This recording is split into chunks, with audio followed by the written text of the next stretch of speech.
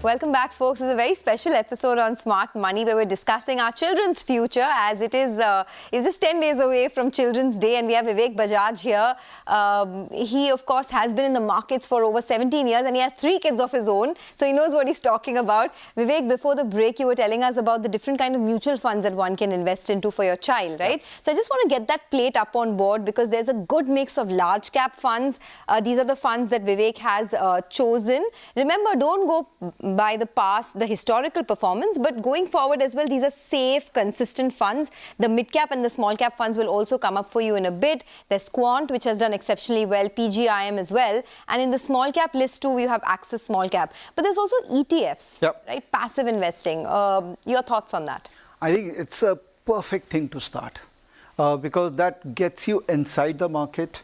You start looking at NAVs, which the concept of NAV is only comprehensible once you invest, and ETF allows you 100 rupees, 500 rupees to invest. So the best thing to ask your kid is that you start ETF investing because you will start understanding the instruments behind the ETF. So Nifty ETF is the most obvious choice because that's the most traded one.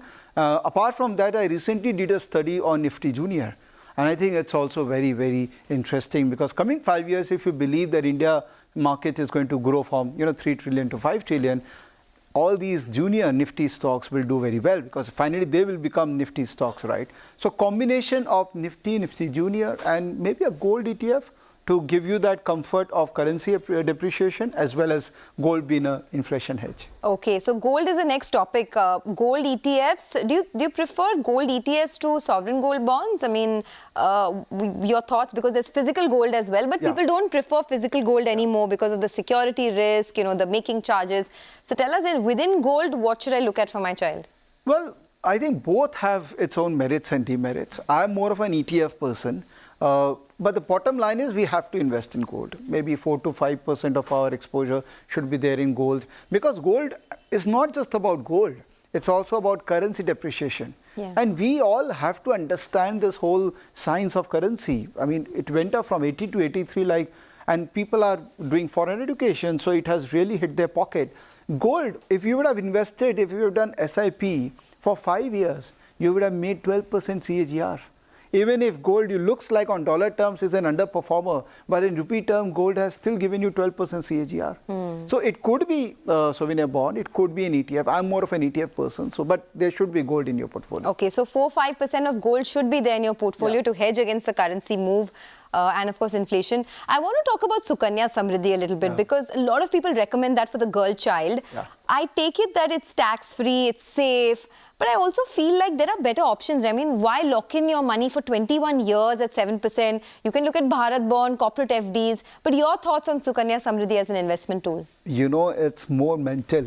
I know there are better financial instruments, but the moment you target that this is for my daughter, it becomes kind of a moral obligation for you that, I have to do it.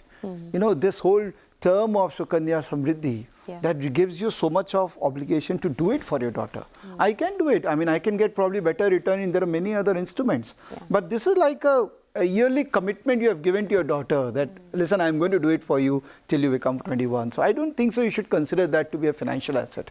It's more of something which you want to do for your daughter. But you may need the money at 18, at 19. There's a 21-year lock-in. Don't you think that's not financially a prudent I mean, you can decide the capital. No one is asking you to put large capital, right? From 500 rupees to 1.5 you can do. So plan things. That's what I'm saying. Sell A1. Start from sell A1 so that you can plan that, okay, I'm okay to invest only 10,000 rupees a year so that you don't have to really question that 10,000 in future.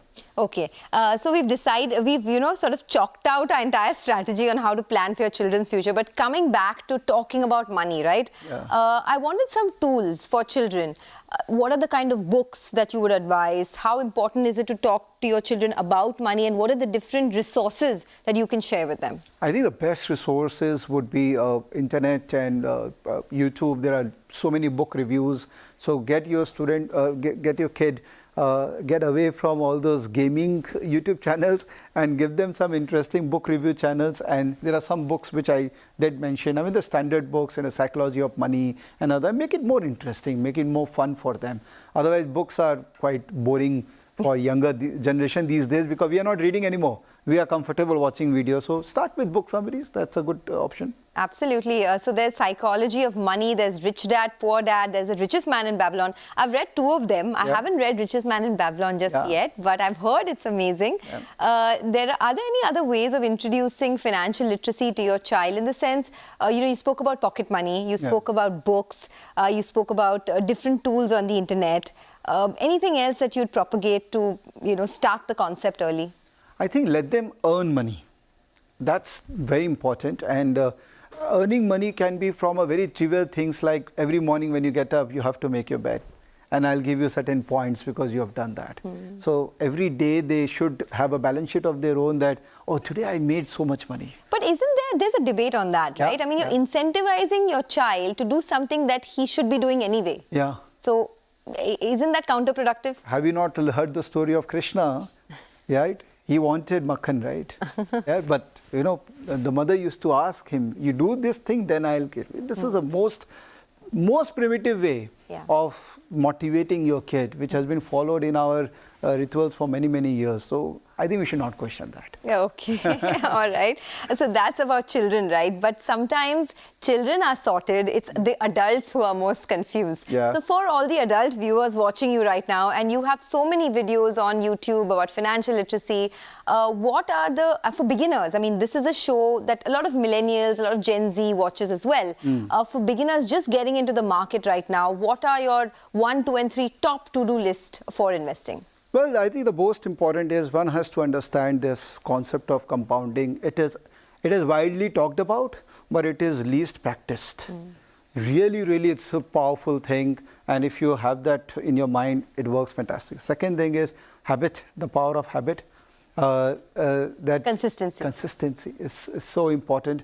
In stock market, I've seen as a full-time scalping trader to more of a passive trader and active investor.